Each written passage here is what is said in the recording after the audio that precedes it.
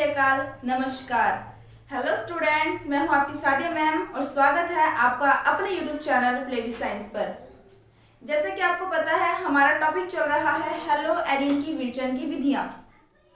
Last video में कुछ problems आ गई थी तो वीडियो मुझे यहीं पे रोकनी पड़ी थी। तो अब हम इसी से रिलेटेड जो बातें करने वाले थे, जो कंप्लीट हम नहीं कर पाए थे, वो आज हम कंप्लीट करने वाले हैं और कुछ बातें और सीखने वाले हैं। तो देखना ध्यान से। देखो यहाँ पर ये तो मैंने आपको समझा दिया था कि सबसे पहले हमें क्या करना है, बेंजीन डाइएजोनियम क्लोराइड का निर्माण करना है। और बेंजीन डाइएजोनियम क्लोराइड का निर्माण हम क्यों कर रहे हैं? बेंजीन डाइएजोनियम क्लोराइड का निर्माण हम इसलिए कर रहे हैं क्योंकि बेंजीन डाइएजोनियम क्लोराइड जो होता है उसी से हम हेलो एरिन का निर्माण करते हैं। अब हेलो एरिन निर्माण की अगर हम बात करें तो ये जो हेलो एरिन बनाने से पहले बेंजीन डाइएजोनियम क्लोराइड हमने कैसे बनाया उसको मैं आपको जस्ट थोड़ा सा रिवाइज करवा देती हूँ। उसके बाद हम आगे वाले टॉपिक्स के बारे में बात करेंगे।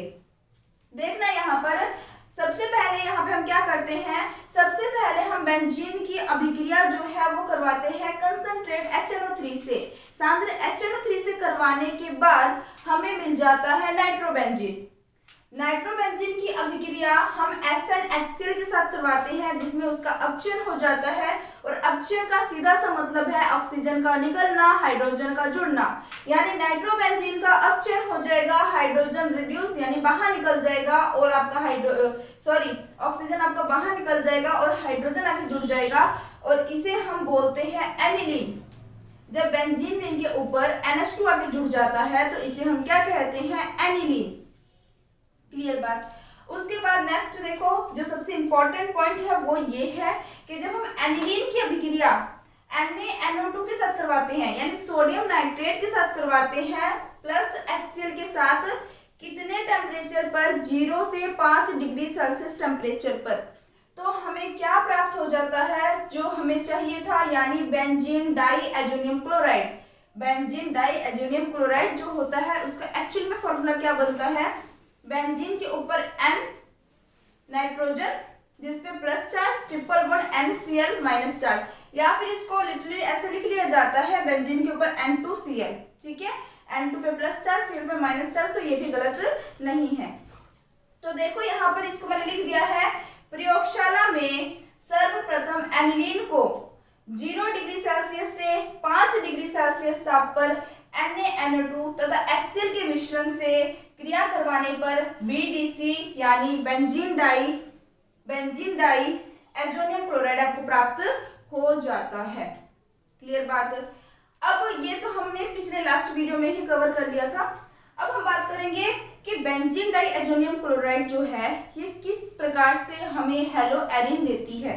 तो ध्यान से समझना आप लोग। अभी आपने देखा कि बेंजीन डाइएजोनियम क्लोराइड का फॉर्मूला क्या होता है कि इस तरीके से आपको बेंजीन रिंग बनानी है और बेंजीन रिंग पर आपका क्या आ जाएगा, N2Cl। N2 पे आएगा प्लस चार्ज, Cl पे आएगा माइनस चार्ज। अब आप देखोगे यहाँ पर अपने कितने तरीके से अभिक्रिया देखेंगे, रिएक्शन देखेंगे, वो हम देखेंगे 4 तरीके से। कितने तरीके से देखोगे आप रिएक्शन, 4 तरीके से।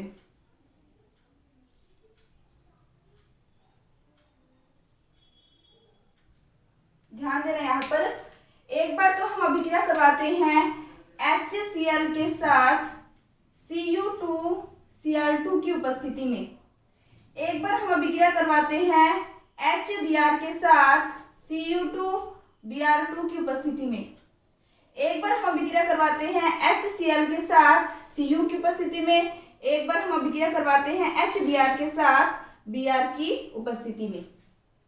अब देखना यहाँ पर क्या होता है। यहाँ पे जैसे ही हमने क्या नाम था आपका, बेंजीन डाइएजोनियम क्लोराइड यानी BDC बेंजीन डाइएजोनियम क्लोराइड, जब इसकी अभिक्रिया अपने HCl से करवाते हैं Cu2Cl2 की उपस्थिति में, तो क्या होता है कि ये जो आपका यहाँ पे जो ग्रुप जुड़ा हुआ है N2Cl वाला, वो आपका बाहर निकल जाता है। ये क्या होता है इसका, ये आपका बाहर निकल जाता है। कौन आके जुड़ जाता है, यहाँ पर केवल आके जुड़ जाएगा बेंजीन रिंग के ऊपर Cl। यहाँ पर केवल कौन आके जुड़ जाएगा, बेंजीन रिंग के ऊपर आ जाएगा सिर्फ Cl। बन गया हेलो एरिन। क्लियर बात। बेंजीन डाइएजोनियम क्लोराइड की रिएक्शन आपने किससे करवाई? HCl के साथ करवाई। किसकी उपस्थिति में करवाई? Cu2Cl2 की उपस्थिति में करवाई। तो आपको क्या प्राप्त हो गया? हेलो एरिन प्राप्त हो गया। ऐसे ही सेम रिएक्शन जब हम HBr के साथ करवाते हैं Cu2Br2 की उपस्थिति में, तो बेंजीन के ऊपर कौन सा ग्रुप, मतलब बेंजीन के ऊपर कौन सा हेलोजन आएगा? आप बोलोगे कि मैम हम ले HBr रहे हैं, Cu2Br2 की उपस्थिति में करवा रहे हैं, तो हेलोजन के रूप में यहाँ बेंजीन के रूप में Br आएगा। इजी सा कॉन्सेप्ट है। यहाँ पर क्या आ जाएगा आपका? इस तरीके से यहाँ आ जाएगा आपका Br। इसे अपने बोलते हैं क्लोरोबेंजीन, इसे अपने बोलते हैं ब्रोमोबेंजीन। अब नेक्स्ट रिएक्शन देखना। नेक्स्ट रिएक्शन में क्या है? अपने बेंजीन डाइएजोनियम क्लोराइड की अभिक्रिया HCl से करवाते हैं Cu की उपस्थिति में, तो यहाँ पर क्या होगा? यहाँ पर भी सेम जैसा आपने पहले वाला रिएक्शन देखा है वैसा ही होगा, यानी यहाँ पर आपका क्या आ जाएगा? क्लोरीन आ जाएगा। और सबसे लास्ट वाले रिएक्शन में क्या होगा? सबसे लास्ट वाले रिएक्शन में यहाँ पर आपका क्या आ जाएगा? यहाँ आ जाएगा आपका ब्रोमीन। अब आप बोलोगे कि मैम क्यों हम चार रिएक्शन पढ़ रहे हैं? बना तो यहाँ पर भी दो सेम रहे हैं और ये भी दो सेम है, तो चार रिएक्शन पढ़ने का क्या मतलब है? देखो हम चार रिएक्शन इसलिए पढ़ रहे हैं, ले बेंजीन डाइएजोनियम क्लोराइड ही रहे हैं और बना रहे हैं यहाँ पे भी क्लोरीन और यहाँ पे भी क्लोरीन, फर्क बस उत्प्रेरक का पड़ रहा है। और नेक्स्ट कंडीशन की बात करें तो यहाँ पे भी ब्रोमीन, यहाँ पे भी ब्रोमीन, पर इसमें हमारा जो उत्प्रेरक है इसका फर्क पड़ रहा है। अब आप बोलोगे कि मैम ऐसा यहाँ पर क्यों हो रहा है कि हमने एक बार CuCl2 लिया तो भी आपका क्लोरोबेंजीन बना, एक बार Cu लिया तो भी क्लोरोबेंजीन बन रहा है। एक्चुअल में इसमें क्या डिफरेंस है? इसमें ये डिफरेंस है कि ये दोनों जो आपकी अभिक्रियाएं हैं ये दिया था सैंडमेयर नामक वैज्ञानिक ने। जो आपकी फर्स्ट और जो आपकी सेकंड रिएक्शन है, मैं लिख देती हूँ, फर्स्ट और सेकंड रिएक्शन किसने दिया था? सैंडमेयर नामक वैज्ञानिक ने। इसलिए इसे कहा जाता है सैंडमेयर अभिक्रिया। इसलिए इसे क्या कहा जाता है? सैंडमेयर अभिक्रिया। लेकिन अगर हम थर्ड और फोर्थ रिएक्शन की बात करते हैं तो ये दिया था गाटरमान ने, तो इस कारण इसे कहा जाता है गाटरमान अभिक्रिया। इसे क्या कहा जाता है? गाटरमान अभिक्रिया। और मैंने आपको एक बात शुरू से ही बताई है कि जो नेमिंग रिएक्शन होते हैं ये काफी इंपॉर्टेंट होते हैं एग्जाम के पॉइंट ऑफ व्यू से, इसलिए आपको क्या करना है, एक अलग से कॉपी लगा लेनी है, पतली से लगा लो, ठीक है। उसमें जितने भी नेमिंग रिएक्शन होंगे ना वो सारे लिख लेना, ताकि आप उसका रिवीजन बहुत अच्छे से कर सको, क्योंकि नेमिंग रिएक्शन कंफर्म है एग्जाम में आते आते हैं, ठीक है। तो यहाँ तक तो पहले क्लियर हो गया था। अब हमने बस क्या किया, बेंजीन डाइएजोनियम जो क्लोराइड है इसकी अभिक्रिया एक बार तो HCl की उपस्थिति में करवाई Cu2Cl2 की उपस्थिति में, तो ये बन गया क्लोरोबेंजीन। एक बार HBr से करवाई Cu2Br2 की उपस्थिति में, बन गया ब्रोमोबेंजीन। इन दोनों अभिक्रिया को तो हम बोलते हैं सैंडमेयर अभिक्रिया, क्योंकि ये किसने दिया था? सैंडमेयर ने। उसके बाद हमने बेंजीन डाइएजोनियम क्लोराइड की अभिक्रिया करवाई HCl के साथ कॉपर की उपस्थिति में, तो क्लोरोबेंजीन बन गया। और जब HBr के साथ Br की, सॉरी यहाँ पे मिस्टेक होगी ना, सॉरी देखो यहाँ पर Cu आएगा कॉपर की उपस्थिति में, ठीक है। तो कॉपर की उपस्थिति में है तो यहाँ पर क्या आ जाएगा आपका? ब्रोमोबेंजीन आ जाएगा। और ये जो आपकी दोनों रिएक्शन है ये गाटरमान नामक वैज्ञानिक ने दी, इसलिए इसे क्या बोलते हैं? गाटरमान अभिक्रिया बोलते हैं। आई थिंक आपको क्लियर हो गया होगा, तो जल्दी से आप इसका स्क्रीनशॉट ले लो। अब हम बात करेंगे रॉशिम प्रक्रम और हुंसडीकर अभिक्रिया के बारे में। तो सबसे पहले अपने बात करेंगे रॉशिम प्रक्रम के बारे में। तो एक चीज आपको याद रखना है, यह एक औद्योगिक विधि है। औद्योगिक विधि का मतलब है अगर उद्योगों के अंदर हेलो एरिन प्राप्त करना है तो रॉशिम प्रक्रम का उपयोग किया जाता है। यानी यह क्या है? एक औद्योगिक विधि है। उद्योगों में हेलो एरिन प्राप्त करने के लिए रॉशिम प्रक्रम को अपनाया जाता है। तो देखना यहाँ पर रॉशिम प्रक्रम होता क्या है। ये आपका स्ट्रक्चर किसका है? बेंजीन रिंग का। अब यहाँ पे मैंने सिर्फ यहाँ पे हाइड्रोजन शो किया है, ये बात मैं आपको पहले भी क्लियर कर चुकी हूँ और दोबारा बता दूं कि यहाँ पर 6 कार्बन होते हैं और 6 के 6 कार्बन के साथ एक एक हाइड्रोजन होते हैं। लेकिन हम एक को ही शो इसलिए करते हैं क्योंकि यहीं से बंध हमें तोड़ना होता है, यहीं पे नहीं, जो भी सब्सटेंस होते हैं या फिर जो भी आपके जोड़ने होते हैं जिनको भी हम वो यहीं पे जोड़ते हैं। क्लियर बात। तो अब देखना, इसकी अभिक्रिया करवाते हैं हम किससे, HCl से करवाते हैं। किसकी उपस्थिति में, ऑक्सीजन गैस की उपस्थिति में। किसकी उपस्थिति में, ऑक्सीजन गैस की उपस्थिति में। अब यहाँ पर हमें ऑक्सीजन गैस चाहिए तो O2 लेना है, लेकिन अगर मुझे एक ही ऑक्सीजन उत्पाद के रूप में प्राप्त होगा, मतलब कहने का ये है कि मुझे एक ही ऑक्सीजन उत्पाद के रूप में चाहिए, लेकिन ऑक्सीजन हमें एक परमाणु के रूप में तो कभी नहीं मिलता ना। देखो एक सिंपल सी बात है, अगर आप किसी भी परमाणु की बात करते हो, चाहे नाइट्रोजन हो चाहे ऑक्सीजन हो, किसी भी परमाणु की बात करते हो, क्या वो आपको प्रकृति में मुक्त अवस्था में मिल जाएगी? क्या नहीं मिलती। या तो वो गैस के रूप में होगी या किसी के साथ अभिक्रिया की हुई, मतलब किसी के साथ बॉन्ड बनाई हुई आपको मिलेगी। कभी भी जैसे मानो मैंने कह दिया ऑक्सीजन, तो कभी भी आपको ऑक्सीजन अकेला परमाणु थोड़ा ना मिल जाएगा वायुमंडल में, आपको तो ऑक्सीजन गैस के रूप में मिलेगा, ठीक है। लेकिन आपको तो एक ही ऑक्सीजन का परमाणु चाहिए, और ऑक्सीजन गैस की अगर हम बात करें तो वो O2 होता है। तो इसको एक में कैसे लिखूंगी, इसको मैं लिखूंगी हाफ O2, हाफ O2 यानी एक ऑक्सीजन का परमाणु। समझ आ गई बात? क्योंकि मुझे परमाणु एक चाहिए, लेकिन एक अकेला परमाणु कभी भी आपको प्राप्त नहीं होता वायुमंडल से, वो किसी न किसी रूप में आपको मिलेगा, या जल की फॉर्मेट में मिलेगा या गैस की फॉर्मेट में मिलेगा, तो आपको वहां से ही लेना पड़ेगा। तो इसलिए मैंने ले लिया हाफ O2 रिएक्शन को बैलेंस करने के लिए, ठीक है। अब देखो यहाँ पर उत्पाद के रूप में क्या बनता है, और यहाँ पर हम लेते हैं CuCl2, मतलब किसके प्रेजेंस में अभिक्रिया होती है, CuCl2 के प्रेजेंस में आपका उत्पाद क्या बन जाएगा। देखो बना तो हेलो एरिन रहे हैं, तो सीधी सी बात है हेलो एरिन ही बनेगा। हम हेलो एरिन की रासायनिक अभिक्रिया पढ़ रहे हैं, सॉरी हेलो एरिन की विरचन की विधियां पढ़ रहे हैं, तो हेलो एरिन ही बनेगा। साथ ही साथ क्या निकल गया, एक हाइड्रोजन ये रहा, एक हाइड्रोजन यहाँ से बंद टूटेगा, हाइड्रोजन निकलेगा तभी तो यहाँ आके क्लोरीन जुड़ेगा।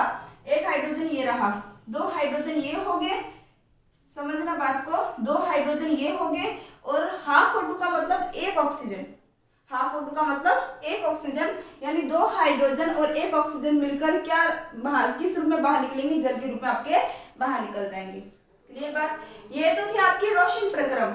अब बात आती है हुंसर-डिकर अभिक्रिया। तो हुंसर-डिकर अभिक्रिया नाम से आपको कुछ याद आ रहा होगा, हमने पहले जो हेलो एल्केन की विरचन की विधियां हैं वहां पर भी हुंसर-डिकर अभिक्रिया पढ़ी थी, और हमने कहा था कि मोनोकार्बोक्सिलिक अम्लों के जो लवण होते हैं उसे हम हुंसर-डिकर अभिक्रिया में यूज करते हैं। यानी आपको फॉर्मूला याद हो, मैं थोड़ा सा रिवाइज करवा दे रही हूँ क्योंकि सिमिलर है ना, तो आपको ध्यान हो तो RCOOAg यही था हमारे पास, ठीक है। जब RCOAg की अभिक्रिया हम किससे करवा रहे थे, हम करवा रहे थे Cl2 के साथ, ठीक है। Cl2 ले सकते हो, अपने Br2 ले लेते हैं, किसके साथ करवा रहे थे, Br2 के साथ। ये क्या था आपका, मोनोकार्बोक्सिलिक अम्लों के सिल्वर लवण थे, ठीक है। अब जब इसकी अभिक्रिया हमने इससे करवाई थी तो क्या हुआ था, बी कार्बोक्सिलीकरण, यानी कार्बोक्सिलिक अम्ल जो है यानी CO2 जो है वो बाहर निकल गया था, बी कार्बोक्सिलिक, और आपका था ब्रोमिनीकरण, ठीक है। अगर आपको ध्यान हो तो मैं जस्ट रिवाइज करवा रही हूँ, बी कार्बोक्सिलिक ब्रोमिनीकरण यानी यहाँ से एक ब्रोमीन भी बाहर निकला था और CO2 भी बाहर निकला था।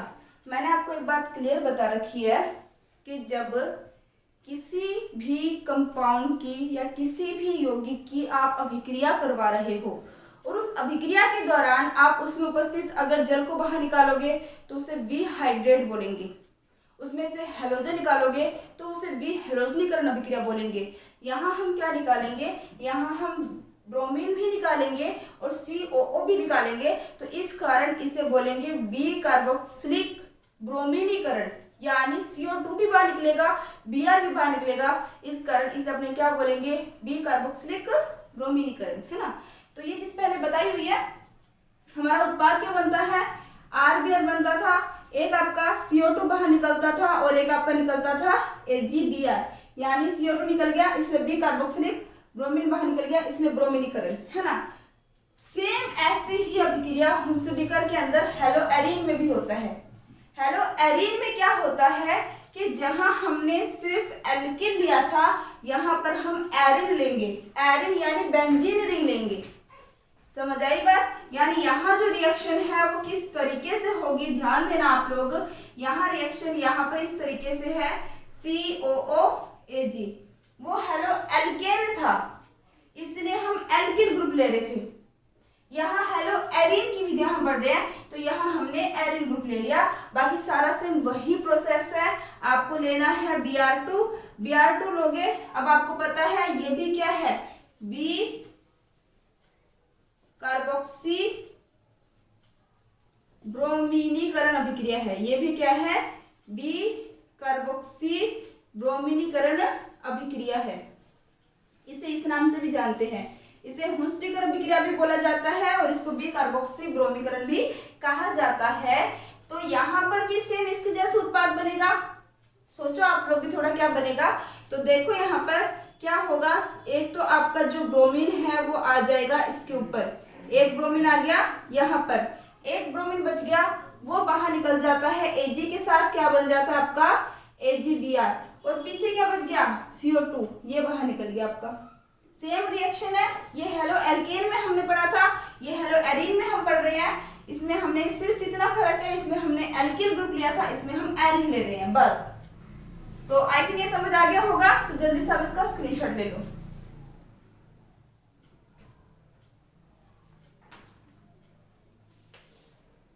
ले लिया होगा आपने अब तक तो स्क्रीनशॉट। तो आई थिंक ये वाले टॉपिक्स जो है आपको अच्छे से क्लियर हो गए होंगे।